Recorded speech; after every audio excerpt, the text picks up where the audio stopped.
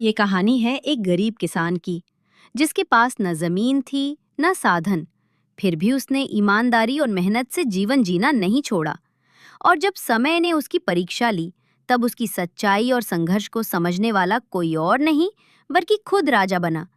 आइए जानते हैं इस प्रेरणादायक कहानी को विस्तार से। बिहार के एक छोटे से गांव रामपुर में शिवराम नाम का एक किसान रहता था।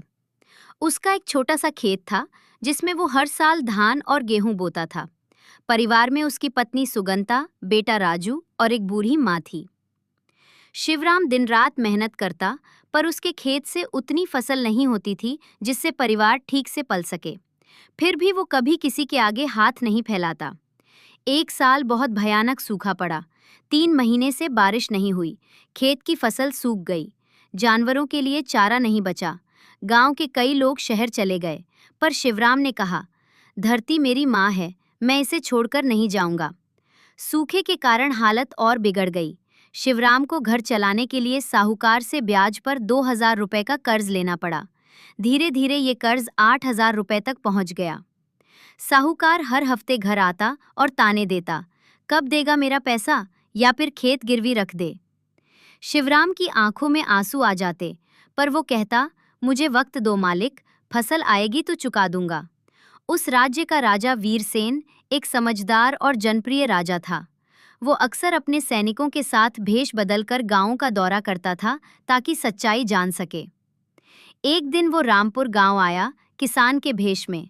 गांव में घुसते ही उसने देखा, रास्ते टूटे हैं, लोग भूखे हैं, और सबसे अलग, एक आदमी तपती धूप में सूखे खेत को जोतने की कोशिश कर रहा था।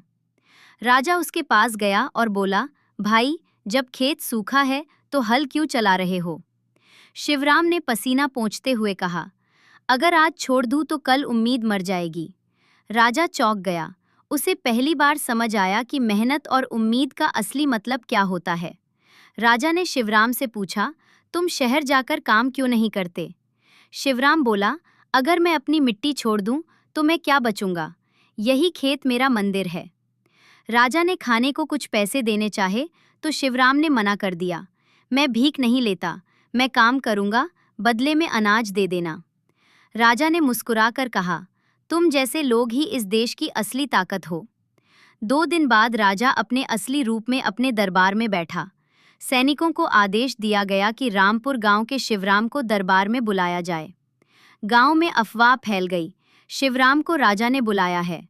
लोग सोचने लगे कि शायद कोई गलती हुई है। शिवराम डरा मगर गया। राजा ने सबके सामने शिवराम को बुलाया और कहा, ये वही किसान है जिसने हमें मेहनत, उम्मीद और आत्मसम्मान का पाठ पढ़ाया है। ऐसे किसान के बिना कोई भी देश आगे नहीं बढ़ सकता। राजा ने उसे गले लगाया और कहा, आज से मैं इसका सारा कर्ज माफ करता हूँ। इतना ही नहीं, राजा ने उसे 5 बीघा जमीन दी, एक नया हल और 2 बैल भी भेंट किए। पूरा दरबार तालियों से गूंज उठा। जब शिवराम गांव लौटा, लोग उसकी जय जयकार करने लगे। साहूकार उसके पैरों में गिर पड़ा। शिवराम ने उसे माफ कर दिया और कहा, तूने मुझे संघर्ष सिखाया।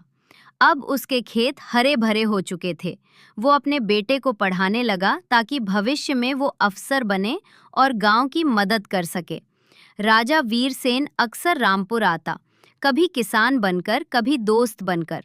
शिवराम का घर अब सिर्फ मिट्टी का घर नहीं रहा, वो राज्य का प्रेरणा स्रोत बन गया। राजा ने रामपुर में एक स्कूल और तालाब भी बनवाया, ताकि फिर कभी सूखा किसी को न तोड़े।